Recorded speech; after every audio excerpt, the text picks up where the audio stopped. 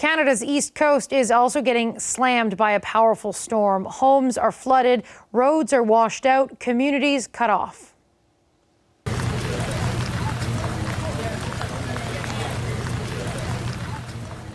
In Nova Scotia, the Cape Breton and Antigonish regions have been hit particularly hard. Heavy rains have triggered several landslides and dozens of people have been forced from their homes. The worst of the flooding is reported along the scenic Cabot Trail. Local states of emergency have been declared. The slow-moving storm is now battering Newfoundland. The mayor of Port aux Basques in the southwestern corner of the province says torrential rain has overwhelmed the sewer system and flooded the main roads, including the Trans-Canada Highway, essentially cutting off access to the town. More than 200 millimeters of rain is expected by Thursday morning. For more on this, we've reached Newfoundland and Labrador's Premier, Andrew Furey. He's in St. John's. Premier, thank you very much for speaking with us. I want to start by asking, is the worst over yet? Well, unfortunately not, Katie. It's still raining out there. We do anticipate another up to 100 millimeters of rain in some areas. So unfortunately, the worst isn't over just yet, which is, hampering some of our evaluation process at the current moment. Describe what's happening on the ground right now in your province. Sure. So what's happening is we've had an incredible amount of rain, not dissimilar, to Cape Breton, and it's caused an overwhelming amount of water in the communities. It's caused, in fact, a washout of the Trans-Canada Highway, which is our main tributary to and across the province, and it's caused an isolation of over 5,000 people as a result from the rest of the island. And so we're working hard to try to get an evaluation and an assessment of the damage as it currently sits, but that's being hampered, of course, by the ongoing rain. So we're hoping that the rain stops overnight and then we can do a full evaluation in the morning. I know our crews are on the ground, our hardworking women and men in the Department of Transportation and Infrastructure are at the ready, waiting to do a full assessment and restore that tributary as fast as possible. That cutoff you mentioned, correct me if I'm wrong, but that is Port aux Basques. And do you have any sense of how long that could last, how long it might take for that reconnection to happen? Yeah, that's correct. It is Port aux Basques, and we don't have an exact timeline right now because we don't have an assessment of the exact damage. So the engineers are waiting for the water to subside so that they can do a more fulsome evaluation of the infrastructure and the required engineering needs. But they are at the ready. We were planning for this ahead of time. So we had extra culverts purchased. We've had extra culverts available. We have contractors on standby for all the work that will need to be done. It's premature right now, given the fact that it is still raining and we're still experiencing excess water levels in that particular area. What are you asking for from people in your province right now in terms of sort of riding this out? Yeah, sure. We're asking for them to be patient. We're asking for them to be responsible as well. We've heard stories of people being curious, and that's, of course, human nature, to go outside their homes and to look at some of the devastation. But we really need people to stay in their homes, stay off the roads, if at all possible. We want the people, the hardworking women and men of the Department of Transportation and Infrastructure and the first responders to be able to do their jobs. And even though it may be well-intentioned curiosity, that can get in the way and can cause harm. So we need people to stay home. We need them to check on their neighbors and be kind, but stay off the roads if at all possible and let the experts do the work right now. Do you need any federal support at this point or anticipate needing federal support? We're not sure just yet is the answer. We know that the federal government will be there to support. I've chatted with Minister LeBlanc, and we know that they will be there if required, and I'm quite confident of that. But right now, it's just premature. I mean, it's an ongoing storm right now. We're about a day or so behind Nova Scotia in terms of how the weather system has impacted that coastal region. So we will take some time to do the evaluation, and if we need help, we will reach out for help, and I'm quite confident, as in the past, the federal government will be there to offer assistance.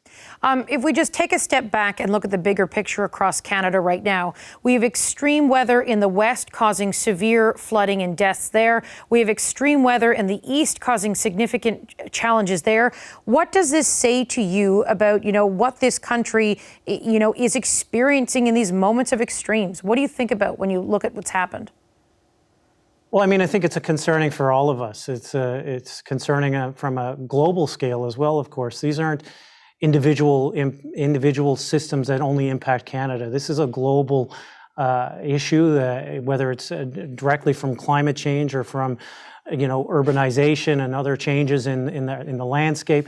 But overall, these global weather systems are just that global. So they impact more than just Canada, they impact the world. And I think we need to come together as the world, as the global leaders, and propose solutions to this. And I think that's why it's important for COP26 and other conferences to continue on in the future, and for Canada to have a leading role in those conversations. We need to be part of the conversations moving forward. Do you think Canada as a country is prepared to deal with an influx of extreme weather? I mean, I think the extreme weather is a relatively new phenomena, and I think that the country is doing its best to adapt accordingly. Of course, there'll be plenty of time for postmortems on all these events and lessons learned, and that's how we improve. That's how we improve as individuals. That's how we improve as communities, and that's how we will improve as a country. Look at the experiences in the past and build on them. The only failure here is if we continue to ignore what's happening and not try to mitigate future events. So what are you going to be watching for in your province over the next 24 to 48 hours? Yeah, our main concern at this point is that Trans-Canada Highway. It's a key piece of infrastructure connecting all the communities together, and of course it's a supply chain issue for us as well, because the ferry lands in Port aux Basques and takes supplies, goods and services across to St. John's and all the other communities around the province. So we're going to be evaluating that very quickly as soon as the rain stops, and that'll be a top priority. But in the short term, even more acute than that, perhaps, our number one priority is the safety and well-being of everyone in that particular area, and that's why we're stressing and pleading for everyone to stay at home, don't go out on the roads, let the experts, let the Rcmp and first responders do their jobs, let the Department of Transportation and Infrastructure do its job, and we will restore services as fast as possible. The last time we had you on the program, Mr. Premier, we had a conversation about the ongoing cyber attack that took place in your province. I'm just wondering if you could bring us up to speed on where things stand right now and on that situation. Sure, it's certainly been a biblical year for Newfoundlanders and Labradorians, from the pandemic to floods to a hurricane just in the fall and a cyber attack. But we are confident that we're working through it, that the systems are improving. The healthcare system is returning to a normal functioning state, and we are getting some resolution. So we're confident that we're working through it on behalf of all of Newfoundlanders and all Newfoundland and Labrador, and we're hopeful that this is going to be resolved shortly. What is the state of the investigation right now? It's still ongoing. There's an active Rcmp investigation. Our own privacy commissioner here said that he's going to do an investigation. So this is an active, complex file, as you can imagine, and it's still quite nuanced. It's still ongoing. Do you have any estimate of how long it's going to take to get back up to speed after having to, put off some surgeries and some appointments? Yeah, we're thinking we're still doing an inventory of that right now and a triage for patients to ensure that those that need the more urgent care, like urgent cancer surgery, for example, are triaged appropriately. And my understanding in talking to the Minister of Health and Regional Health Authorities is that should not take us too long. Different than some other jurisdictions across the country, we weren't too set back in terms of COVID-19 with respect to surgical wait list, diagnostic imaging wait list. So we're hopeful that we can make up that capacity in short order. Of course, you're never going to make up that lost opportunity cost for patients who have lost 2 weeks, and I understand that, and the Minister of Health understands that, and we empathize towards that. But we will do our best to restore that service for those patients as fast and as safely as possible. Is there a rough timeline, a rough estimate? Well, they're still doing a full inventory across all the health authorities in terms of who's been delayed. And of course, with a province of our size and our density, that includes excessive travel from Labrador, for example, to the tertiary care centre.